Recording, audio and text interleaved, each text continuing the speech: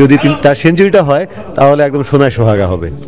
Father of Bangladesh cricket বলার ইয়েটা হচ্ছে যে তার লংজাভিটি। পুরো দুনিয়াতে আর কোনো উইকেট কিপারের কিন্তু 2টা ডাবল সেঞ্চুরি নাই টেস্টে, যেটা মুশফিক করেছেন। এটাই বলতে নিছিলাম যে আজকে মনে হচ্ছে আজকে ঈদ, এবং অর্জনটা শুধু মুশফিকের না, আমাদের সবার। 100 টেস্ট এটা আসলে অনেক বেশি একটা স্পেশাল মুহূর্ত বাংলাদেশ ক্রিকেটের জন্য। মুশফিক যখন ইন্টারন্যাশনাল সার্কিটে বিশেষ করে টেস্ট দিয়ে তার অভিষেক হয়, তখন উনি আন্ডার-19 টিমে ছিলেন। তখন ওনার বয়স 16 বছরের কিছু বেশি। তা আপনি এই বয়সে একটা ছেলের টেস্ট অভিষেক হলে যেটা হয় যে সারা ওয়ার্ল্ডে একটা আলোচনা ছিল, ব্রিটিশ মিডিয়াও অনেক আলোচনা ছিল, কারণ টেস্টকে সামনে রেখে একটা 3 দিনের একটা ম্যাচ ছিল। সেই ম্যাচে কিন্তু মুশফিক সেঞ্চুরি করেন। মুশফিক সেঞ্চুরি করলে তার তখনই মিডিয়াতে লেখালেখি শুরু হয়ে যায় যে মুশফিকের টেস্ট অভিষেক হচ্ছে। সঙ্গে শাহাদাত রাজীবও ছিলেন, একই সঙ্গে দুইজনের লর্ডসের টেস্ট অভিষেক হলো। টেস্ট অভিষেকটা তার ভালো হয়নি। আপনি 19 রানের ইনিংস শেষ হয়েছে তার আপনার হোগার্ডের বলে, যদিও উনি কিন্তু ভালো সময় রেজিস্ট্যান্স করেছিলেন, 85 মিনিটস ব্যাটিংয়ে ছিলেন। তো মুশফিকের ক্যারিয়ারের উত্থান পতন ছিল শুরু থেকে। প্রথম 2টা টেস্ট খেলেছেন উনি 2 বছরে, 26 মাসে উনি 2টা টেস্ট খেলেছেন। কিন্তু দেখেন পরবর্তীতে ওনার যেটা সেটব্যাকটা হলো শ্রীলঙ্কা সফরে পিসারা হলে যে 80 রানে ইনিংস খেলেন, 245 মিনিটসের ইনিংসটা খুবই দর্শনীয় ইনিংস ছিল, ওইটাই সেঞ্চুরি করতে পারতেন উনি। কিন্তু ওর পরেই আপনি তার এই টেস্টে ওনার নামটা উঠে আসে, টেস্টে ওনার অপরিহার্যতা নিয়ে আলোচনা হয়। কিন্তু তারপরে নির্বাচকরা ধীমান ঘোষকে একটু ভালোভাবে দেখতে চেয়েছিলেন, কিন্তু ধীমান ঘোষ যখনই আইসিএলে চলে গেলেন, ভারতের বিদ্রোহী লিগে, বিসিসিআইয়ের বিদ্রোহী লিগে, তখন কিন্তু আবার মুশফিক আবার কামব্যাক করলেন টিমে। মুশফিক টিমে কামব্যাক করার পরে এরপরে কিন্তু মুশফিককে বাদ দিয়ে আমাদের আর ভাবতে হয় নাই।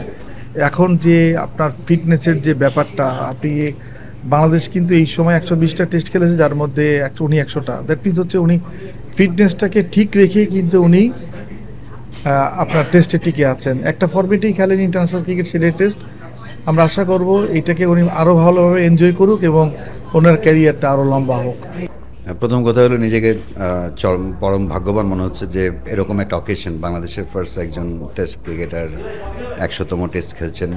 তার প্রথম টেস্টেও কাকতালীয়ভাবে আমি লর্ডসে ছিলাম।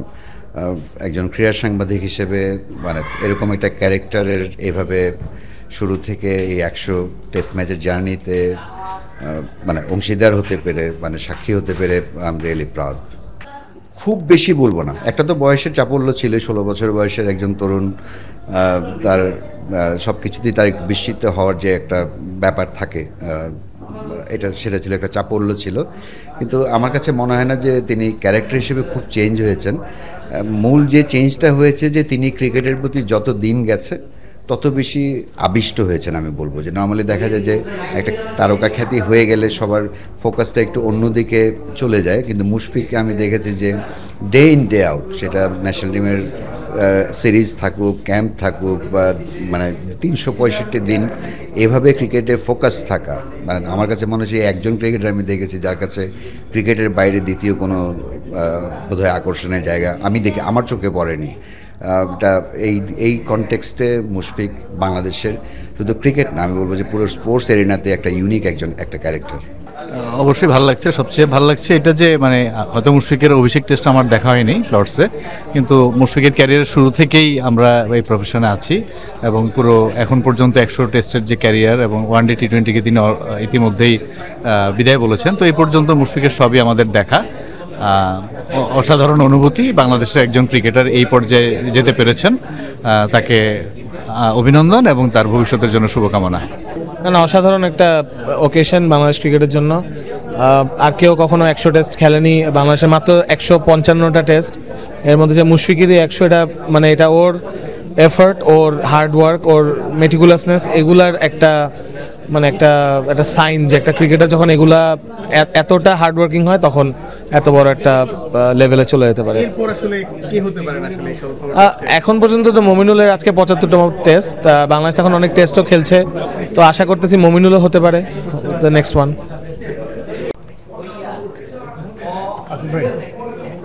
মুশফিকুর রহিমের ১৭তম টেস্ট আসলে মাঠে বসে কভার করছেন, সব মিলে কেমন লাগছে এবং শুরুতে কেমন দেখেছেন, এখন কেমন দেখছেন মুশফিককে? গ্রেট ফিলিংস, মানে অসাধারণ। এমন একটা রেকর্ড, এমন একটা ইতিহাসের সাক্ষী হওয়া কিন্তু অনেক বড় বিষয়। জীবনে অনেক টেস্ট দেখলাম, অনেক বড় বড় ক্রিকেটারের যারা ১৭তম টেস্ট খেলে ফেলেছেন, টেন্ডুলকার, রিকি পন্টিং, এরকম অনেকেই, জরুড, এরা সবাই সেঞ্চুরি করে ফেলেছেন টেস্ট ক্রিকেটে।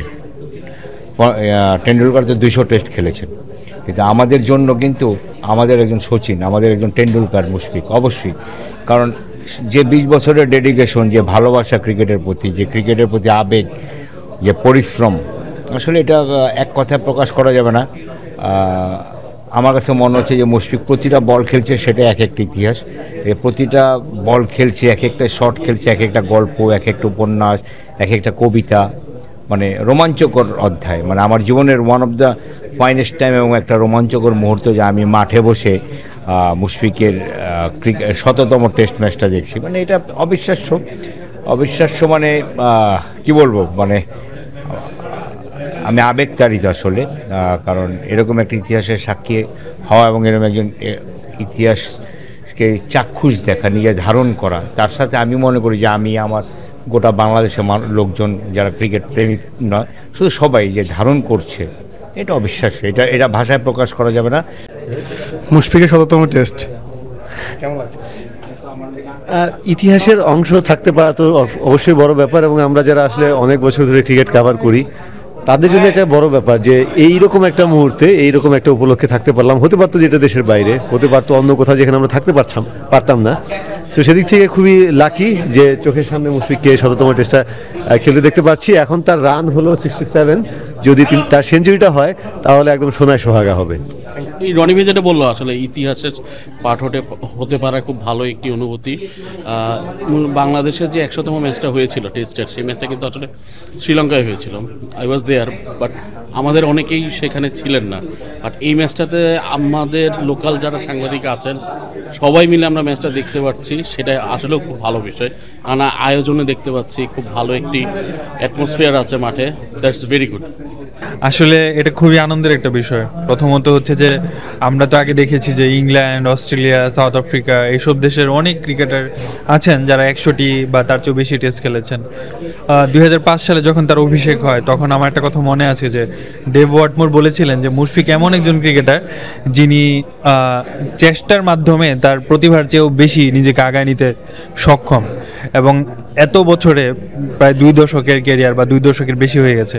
তো এই দীর্ঘ সময়ে মুশফিক প্রমাণ করেছেন যে হোয়াটমোর তাকে চিনতে মোটেও ভুল করেননি, বরং হোয়াটমোর যা বলেছিলেন তা ঠিকই বলেছিলেন। এটা খুবই আনন্দের বিষয়। একই সাথে বাংলাদেশের জন্য, বাংলাদেশের একজন ক্রিকেট সাংবাদিক হিসেবে, দর্শকদের জন্য, সবার জন্য আমি মনে করি যে এটা খুবই গর্বের একটা বিষয়, আনন্দের একটা বিষয়।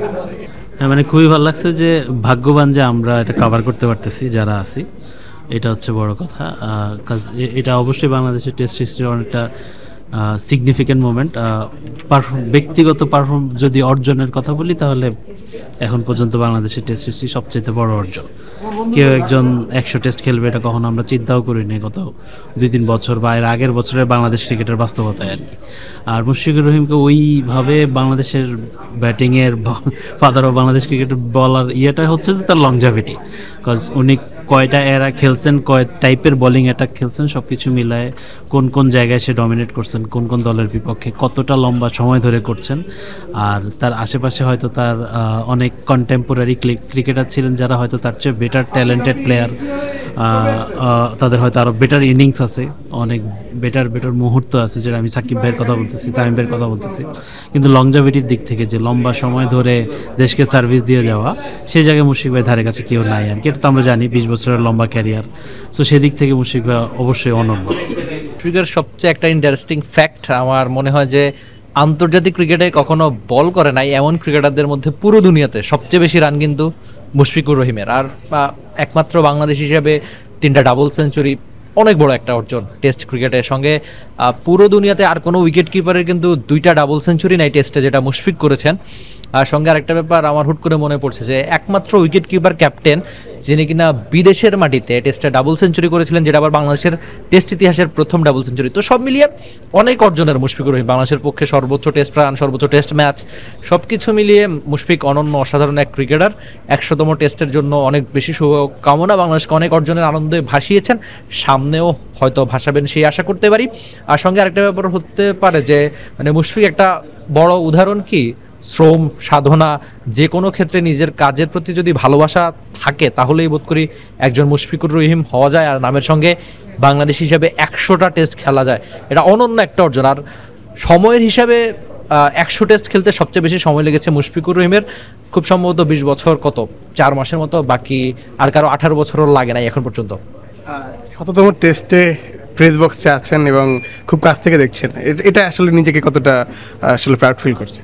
না, এটা যে কোনো বাংলাদেশি ক্রিকেট ফ্যানদের জন্য দারুণ ব্যাপার। আপনি ওই সাংবাদিক পরিচয় ছাপিয়েও তো আমরা সবাই আগে বাংলাদেশের ক্রিকেট ফ্যান থেকেই সবাই সাংবাদিক হয়ে থাকে মূলত। তো সব মিলিয়ে মুশফিকের এই অর্জন প্রেস বক্স থেকে দেখাটাও একটা দারুণ ব্যাপার।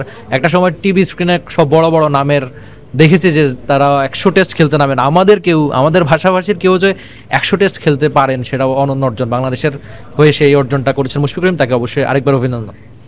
বাংলাদেশের জন্য স্পেশাল এই কারণে যে আমি যখন টিভিতে খেলা দেখা শুরু করি তখনই আসলে মুশফিকের ক্যারিয়ার শুরু হয়, এবং ওই মানুষটার সামনে থেকে দেখা 100 টেস্ট খেলতে দেখা, এবং আপনি যদি দেখেন যে মুশফিকের সাথে খেলছে তামিম বা সাকিব আল হাসান, কেউ ধারে কাছে নাই।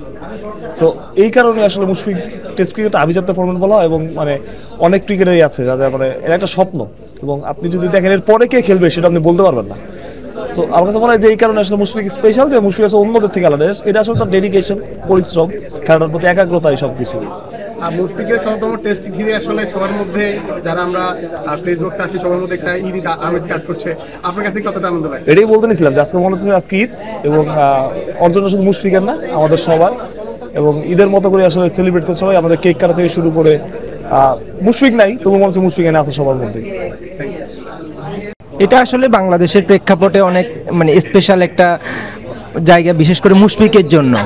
মানে আপনি যদি দেখেন, মানে আমরা মুশফিক যখন ক্যারিয়ার শুরু করেছিলেন সেই সময়টাতে যদি দেখি 12 মাস বা 14 মাসের একটা গ্যাপ দিয়ে দিয়ে টেস্ট খেলতে হইতো, সেই জায়গা থেকে আজকে 2025-এ এসে 100 টেস্ট, এটা মুশফিকের জন্য প্রিটি মাচ স্পেশাল। আরেকটা বিষয় হচ্ছে যে আপনি যদি দেখেন যে মানে মুশফিকের পরেও টেস্ট ক্যারিয়ার শুরু করে অনেকে টেস্ট ক্যারিয়ার শেষ হয়ে গেছে। আমরা যদি বলি এলিস্টার কুকের কথা, MS ধোনির কথা, ওই সব ব্যাপার যদি আমরা দেখি, সেই জায়গা থেকে মুশফিকের 100 টেস্ট, এটা আসলে অনেক বেশি একটা স্পেশাল মুহূর্ত বাংলাদেশ ক্রিকেটের জন্য।